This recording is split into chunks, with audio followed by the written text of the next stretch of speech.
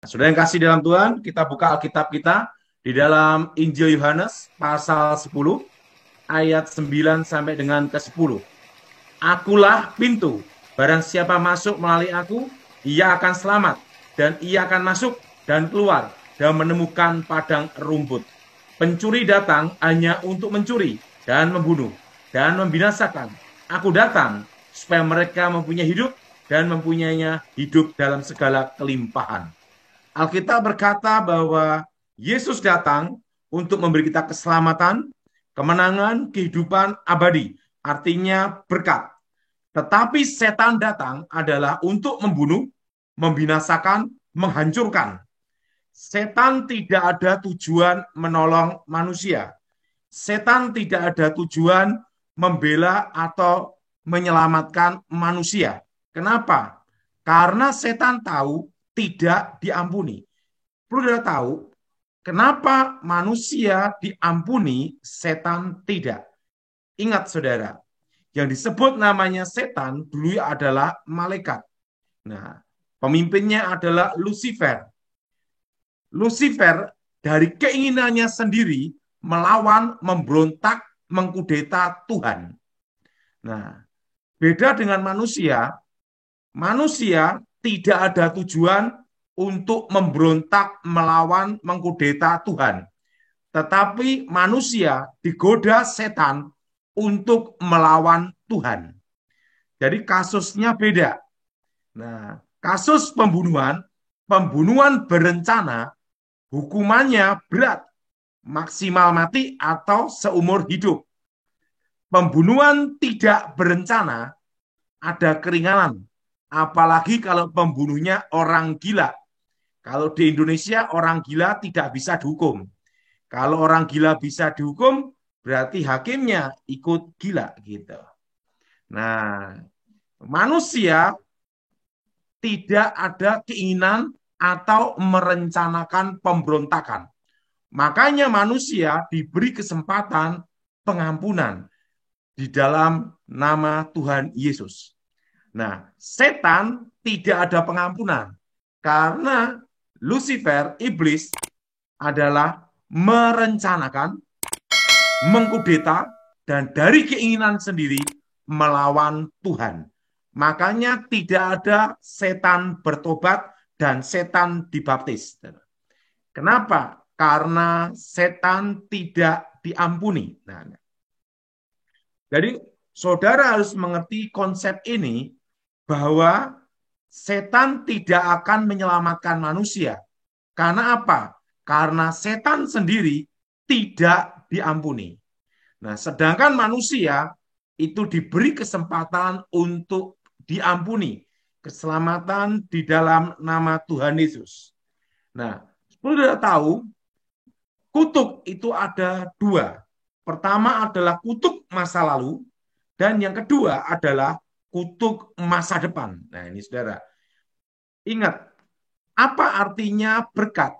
Berkat adalah kata-kata yang memberikan kehidupan, keselamatan, kejayaan, kemenangan, kelimpahan, hidup yang kekal.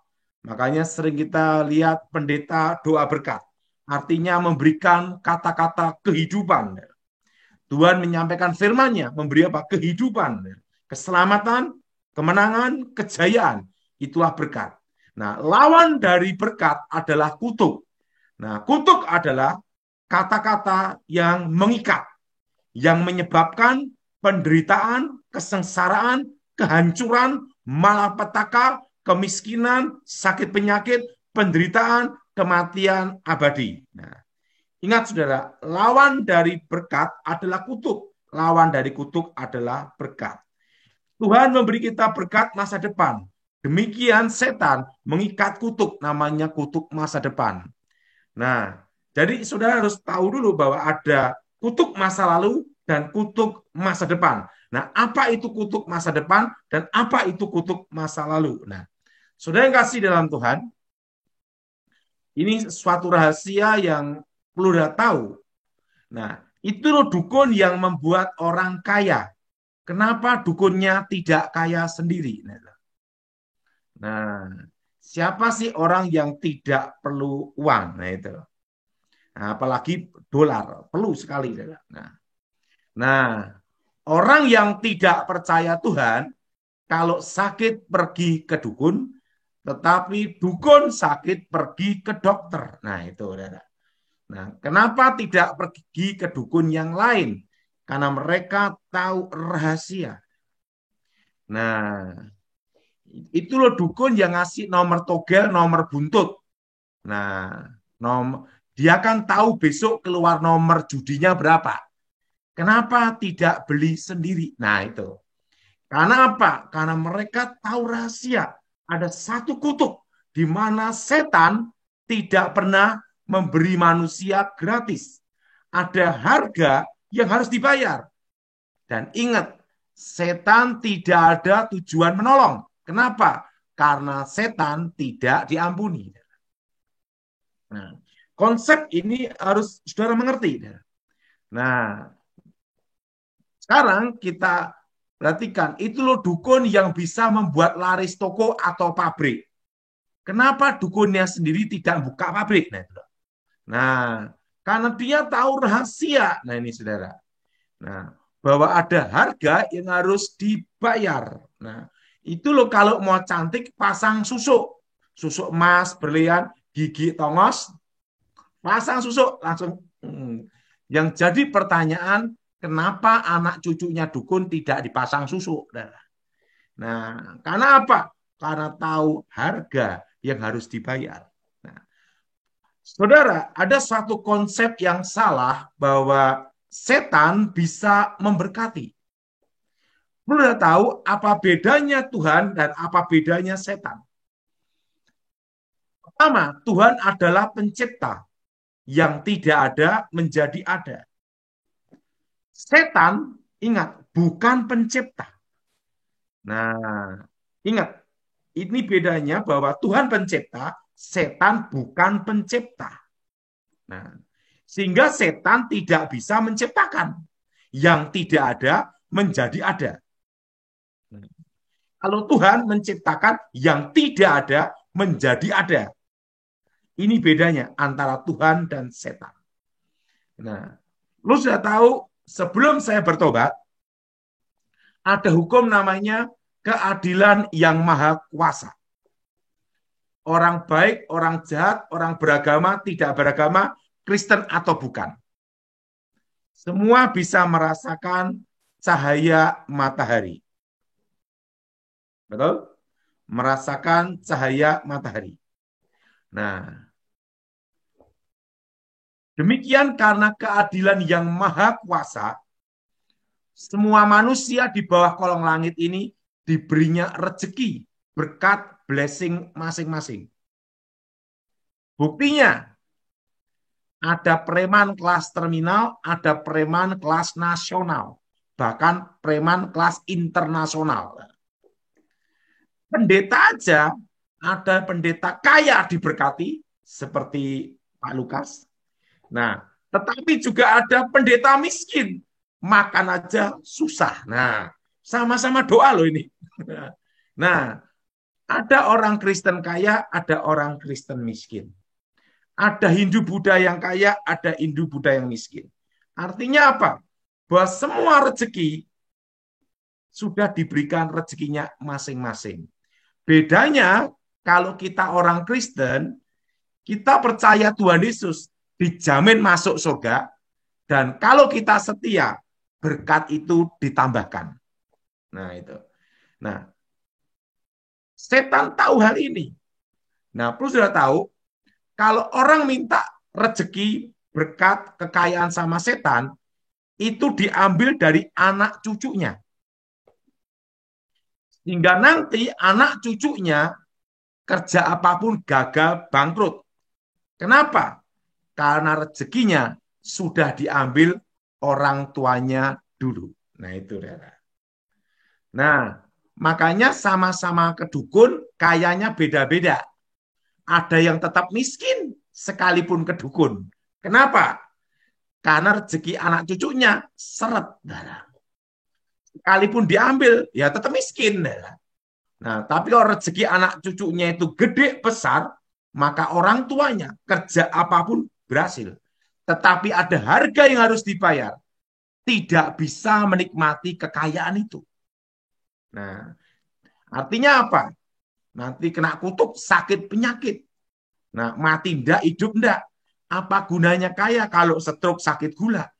Nah, setelah itu orang tuanya sakit-sakitan, mati ndak, hidup ndak.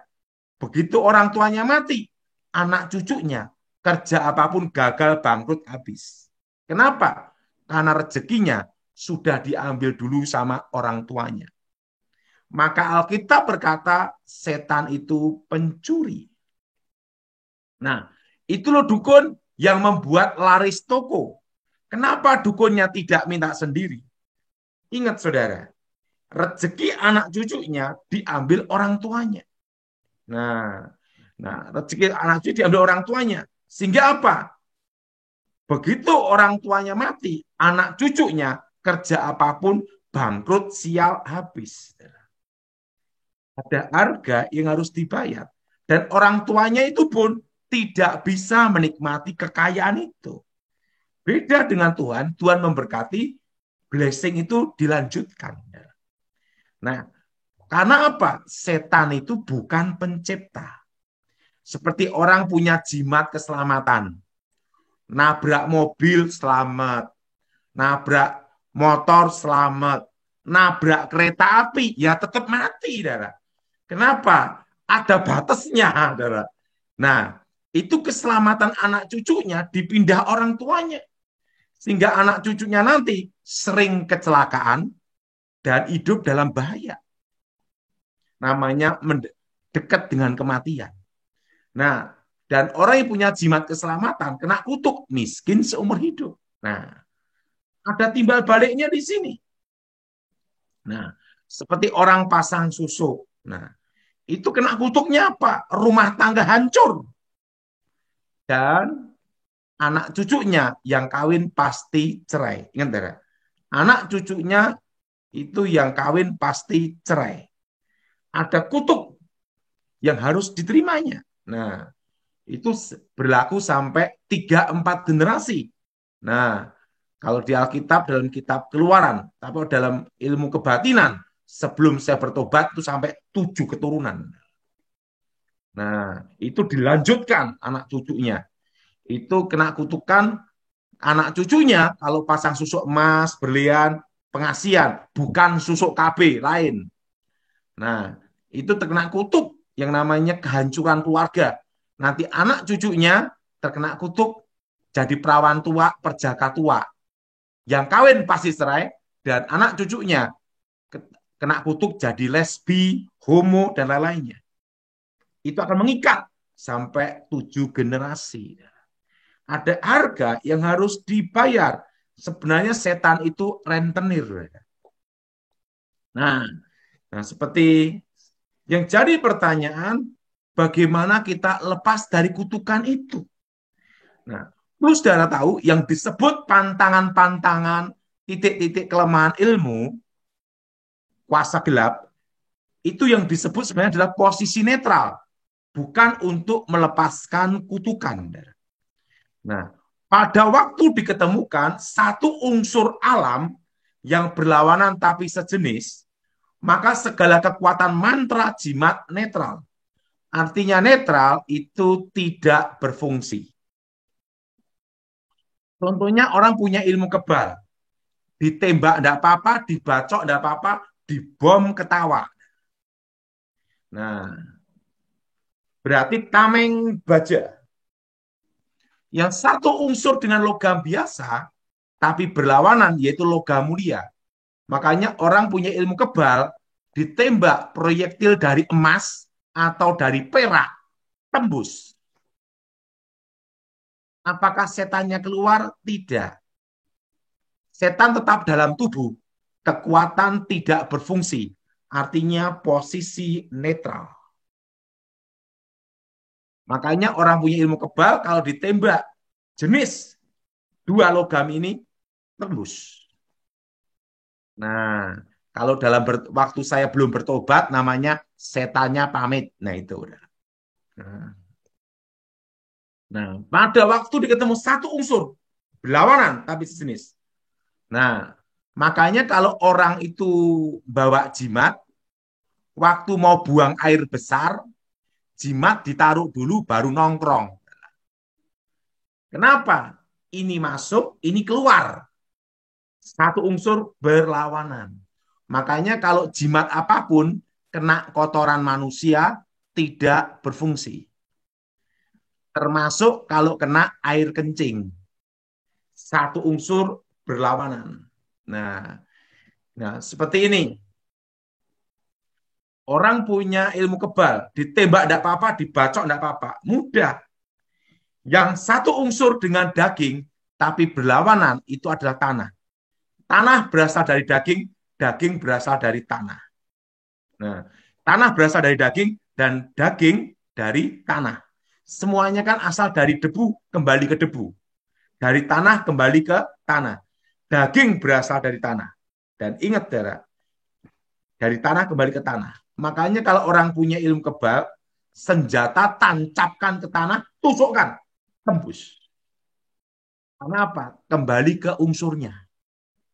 Tanah bukan daging, daging bukan tanah. Ingat ya. Tanah bukan daging, daging bukan tanah. Tapi daging berasal dari tanah. Satu unsur berlawanan. Makanya orang punya ilmu kebal, kalau tertembus senjata tancapkan ke tanah, kena. Kalau tidak bisa ditembus dengan ini senjata tancapkan tanah atau logam, itu mudah. Tusuk bayangan. Bayangan bukan dia, dia bukan bayangan. Tapi bayangan berasal dari dia. Satu unsur berlawanan. Makanya orang punya ilmu kebal, tusuk bayangannya, tusuk orangnya, pasti tembus. Nah, itu rahasia. Orang punya ilmu menghilang, itu mudah. Titik lokasi, siram air kencing. Kena pasti, kelihatan. Nah, apakah setannya keluar? Tidak. Hanya kekuatannya tidak berfungsi. Jadi kalau saudara jangan berpikir pasang susuk, makan pantangannya. Daun kelor, pisang emas, makan sate. Lepas. Tidak semudah itu. Itu hanya posisi netral. Kekuatan tidak berfungsi. Makanya kalau orang punya jimat, matinya susah. Dimandiin daun kelor. Mati dengan tenang. Apakah setannya keluar? Tidak. Kenapa daun kelor?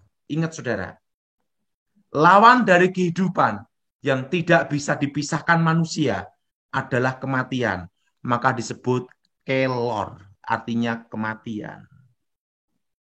Makanya itu mistik-mistik itu kalau pantangan-pantangan itu hanya namanya posisi netral. Nah, ini yang berhubungan dengan namanya kutuk ikatan perjanjian masa lalu. Nah, ikatan kutukan perjanjian masa lalu. Jadi kalau kakek neneknya terlibat setan, demikian kalau saudara yang terlibat setan akan terkena kutukan masa lalu akibat perbuatan masa lalu. Nah, setelah itu anak cucumu terkena namanya kutuk masa lalu, namanya kutuk keturunan dari atas ke bawah. Jelas? Nah, apa itu kutuk masa depan? Ini yang kuncinya sebenarnya. Semua ritual kuasa gelap di seluruh dunia selalu hari Jumat atau malam Jumat. Kenapa tidak malam Minggu? Nah, itu. Nah, yang disebut Sabat Yahudi, hari ketujuh, itu hari Sabtu. Nah, kita orang Kristen hari Minggu, hari pertama, hari kebangkitan Tuhan. Nah, kalau Advent kan hari ketujuh. Ingat semua hari itu hari yang dijadikan Tuhan baik. Amin. Nah, hari ke-6 berarti hari Jumat. Perhatikan, hari ke-6. Tuhan memberkati manusia. Tuhan menciptakan manusia hari ke-6 dan memberkati manusia. Beranak cuculah kuasai bumi. blessing ke depan, masa depan, beranak cuculah. Amin. Nah, lawan dari Tuhan adalah setan. Makanya setan menggunakan hari ke-6 untuk mengikat kutuk manusia. Makanya semua ritual kuasa gelap di seluruh dunia pasti hari Jumat, malam Jumat, maka di Indonesia ada namanya Jumat Kliwon. Nah, itu saudara. Ini berhubungan dengan hari yang ke-6. Nah, sering kejadian ada orang yang terikat setan, terikat kuasa gelap. Kita doakan, kita putuskan kutuknya, kutuk perjanjian setan, kutuk masa lalunya. Waktu dia terikat kuasa gelap dan berhubungan dengan kuasa gelap atau berhubungan dengan kuasa gelap. Betul? Kita doakan pemutusan demi nama Tuhan Yesus. Setannya keluar, dia bebas dari kutuk masa lalu. Kutuk keturunan termasuk kutuk perjanjian di masa lalu. Betul? Nah, waktu setan mau nyerang dia, tidak bisa. Kenapa? Karena dia sudah diputuskan ikatan kutuk masa lalunya demi nama Yesus. Tetapi ada yang belum dibatalkan, diputuskan, yaitu kutuk masa depan, hari ke-6. Sehingga banyak kejadian, habis bertobat, dia bangkrut habis-habisan. Kenapa? Karena setannya masih punya hak atas masa depannya. Nah, padahal kita sering doa membatalkan kutuk masa lalu gitu loh. Nah, padahal mematahkan kutuk masa depan itu penting karena itu berhubungan dengan perjanjian. Nah, orang minta pesugihan, semua berhubungan dengan hari ke-6. Ini yang penting. Jadi, untuk membatalkan kutuk itu ada kutuk masa lalu, kutuk masa depan. Supaya engkau dibebaskan dari kutuk itu. Dan untuk bebas dari kutuk, tidak bisa dengan namanya pantangan ilmu, makan sate, lewat jemuran, setelah itu makan pisang emas, daun kelor, peluru emas, air kencing, buang air besar, dan lainnya. Tidak bisa. Karena itu hanya posisi netral. Yang bisa membatalkan kutuk itu adalah pengorbanan Tuhan Yesus di kayu salib. Jadi, saudara, untuk lepas dari kutuk itu hanya satu jalan, yaitu datang kepada Yesus. Dan batalkan kutuk itu masa lalu dan masa depan. Nah, makanya dalam doa pembatalan kutuk masa lalu, saat ini, dan masa depan. Berkat pun dari awal sampai akhir. Dari kutuk pun awal yang memulai dan mengakhiri. Dan mengakhiri itu adalah Yesus Kristus. Jadi saudara, hari ini engkau harus mengerti bahwa kutuk itu harus diputuskan. Masa lalu, hari ini, dan masa depan. Nah, kalau hari masa depan itu adalah kutuk yang berhubungan dengan hari